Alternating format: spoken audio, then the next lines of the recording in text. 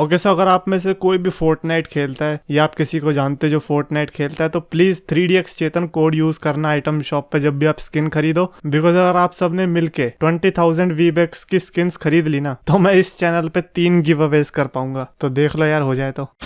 तो गाइस जो मैं चैंपियंस ऑफ द वर्ल्ड मैं हूँ 3DX Chetan and Sanjay Gaikar ने लिखा कि चेतन ब्रो तूने मुझे चूना लगा दिया। You said that you will dance if Edge or Keith Lee wins the royal rumble match and Edge was won so now you have to dance. और मैं ये सोच रहा हूँ कि यार मैं भूल कैसे गया। नॉट दैट कि मैं बहुत एक्साइटेड हूँ डांस करने के लिए, बट आई रिमेंबर मैंने डेली Q&A में ही बताया था कि ऐसा मेरे को लगता था कि ऐसा नहीं होने वाला। Of course as or Keith ली हाँ काफी कम चांसेस है जीतने के, क्योंकि उस टाइम पर तो ऐसा भी नहीं पता था कि एज आएंगे भी। बट भाई साहब एज ने तो रंबल जीत ली, तो क्या अब चेतन अपने वादे से मुकरेगा?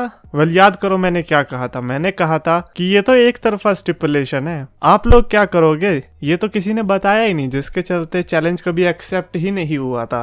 Here's my challenge, okay here's my challenge, updated challenge है। मेरा ये मानना है कि ड्रू मैकिंटायर चैंपियनशिप रिटेन करेंगे चेम्बर में, और अगर इसके सामने कोई और बैट लगाता है वो भी स्टिपुलेशन के साथ तो कमेंट करना। और हाँ अगर मैं हारता हूँ तो ऑब्वियसली डांस करूंगा। नवेद मलिक ने लिखा यार ये WWE मेन इवेंट का शो देखने वाली ऑडियंस किस प्लेनेट से थी? तो अगर मैं गलत नहीं हूँ आप उस मेन इवेंट ऑडियंस की बात कर रहे हो जो कि अभी हल्क होगन और आंड्रे द जायंट की बात हो रही थी, राइट?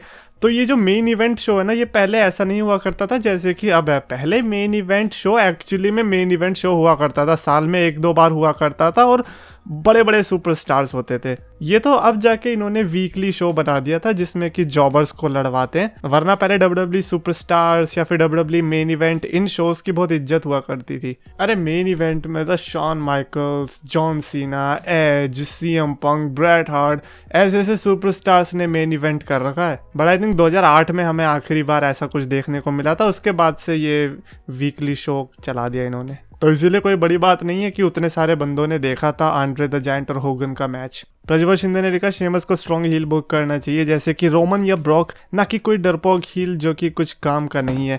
तो मैं ये काफ़ी टाइम पहले भी सोच रहा था एंड मेरे को ये ख्याल आ रहा था कि क्या हील को हमेशा स्ट्रॉन्ग दिखना चाहिए। लाइक मैं ऐसे इमेजिन करता हूँ कि हाँ अगर मैं WWE में हील होता, मैं सिर्फ यही सोचता हूँ कि अगर मैं WWE में होता तो ऑब्वियसली हील ही होता। तो कैसा हील होता? बिकॉज हम हमेशा ये सोचते हैं ना कि एक हील को स्ट्रॉन्ग होना चाहिए, स्ट्रॉन्ग होना चाहिए। But I was also thinking कि अगर एक हील को इतना स्ट्रॉन्ग बना देते हैं तो बहुत प्रॉब्लम्स भी राइज होती हैं। रोमन रेंस के केस में भी एक बहुत बड़ी प्रॉब्लम है, और वो ये कि वो इतने स्ट्रॉन्ग हो चुके हैं, इतने स्ट्रॉन्ग हो चुके हैं कि उनके सामने कोई तगड़ा बेबी फेस है ही नहीं। देयर इज नो वन जिसको हम कह सकते हैं राइट नाउ कि वो रोमन रेंस को डिफीट कर सकते हैं।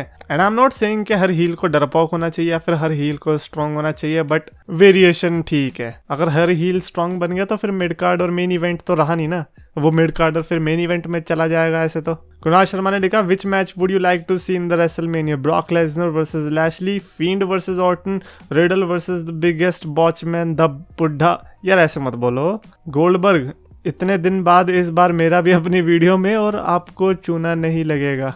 ओके काफी बार चूना शब्द आ रहा है भाई साहब आजकल, एक बार पान खाना ही पड़ेगा। देखो इनमें से मैं क्या चाहूंगा, riddle versus Goldberg, Lashley versus Brock, I think यही 2 मैच है जिनके लिए मैं ज्यादा एक्साइटेड रहूंगा।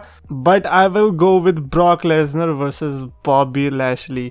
मुझे नहीं पता रीजन, हाउएवर मैं चाहूंगा कि रिडल और गोल्डबर्ग का भी हो, but Lashley versus Lesnar without a doubt. मुझे तो लगता है लैशली अभी रुके इसीलिए ही हैं क्योंकि उन्हें उम्मीद है कि एक दिन तो लेसनर के साथ मैच मिलेगा। खैर वीडियो में यहीं पर खत्म करता, बट क्योंकि सुबह कोई वीडियो नहीं आई तो इसीलिए बात करता हूँ मैं रेटिंग्स के बारे में, which is a very dumb idea. But मैं फिर से यही कहना चाहूँगा लास्ट वीक की तरह, why are we still talking about ratings? मुझे भले ही कितना भी मज़ा आता हो AEW की लेने में, but it feels bad because AEW is doing so many things. Last week Kenta आए, so we were expecting कि कुछ तगड़ा देखने को मिलेगा। Obviously I think तगड़ा हुआ भी होगा जैसा कि लोगों का रिएक्शन था। मेरे को लगा कि लोगों को एपिसोड पसंद आया, बट हुआ क्या, रेटिंग्स कंसिस्टेंट तो छोड़ो यार, रेटिंग्स कम ही हो गई। लोग सोच रहे थे कि बढ़ेगी लेकिन नहीं, कम हो गई। सो इन दी एंड वेडनेसडे नाइट वॉर एक हमारा भ्रम है, बस वही 1.5 मिलियन लोग मैक्स, काफी कम टाइम होता है जो कि 1.5 मिलियन लोग देखते हैं AEW और NXT, बस वही कोई 1.5 मिलियन लोग हैं वही देख रहे हैं, उसी में से कम हो जाते हैं, कभी कोई और देख लेता है, लेकिन उनके अलावा कोई और नया व्यूअर ऐड ही नहीं हो पा रहा। And it is very sad to see because काफी और भी वियर्ड शोज है दुनिया में जिनको फालतू की व्यूअरशिप मिलती है। मीनवाइल जो एक्चुअली में कंटेंट देते हैं उनको कुछ भी नहीं मिलता। NXT का शो भी इस बार कितना बढ़िया हुआ था, बट क्या रेटिंग रही यार। कोई पाद मार के क्लिक बेट बना देगा ना, उसकी 5 लाख के ऊपर व्यूअरशिप चली जाती है यूट्यूब पे। नहीं यार, life is very unfair to be honest. At this point I am just sad about the rating. I just hope कि जो अथॉरिटीज में है, यानी कि जिनको एक्चुअली में रेटिंग से फर्क पड़ना चाहिए, उनको ना पड़े। बट यार ये कहना भी गलत ही होगा। खैर, what are your thoughts? Do you think actually में ये वेडनेसडे नाइट वॉर जैसी कोई चीज है भी इन रेटिंग्स को देखकर? कमेंट्स में लिखकर बताओ। अगर आपको वीडियो पसंद आए तो प्लीज लाइक करो, शेयर करो, चैनल सब्सक्राइब करो।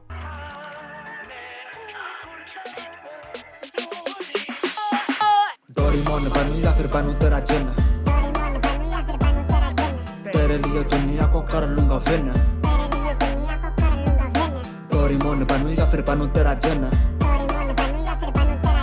तेरे लिए दुनिया को कर लूंगा विन।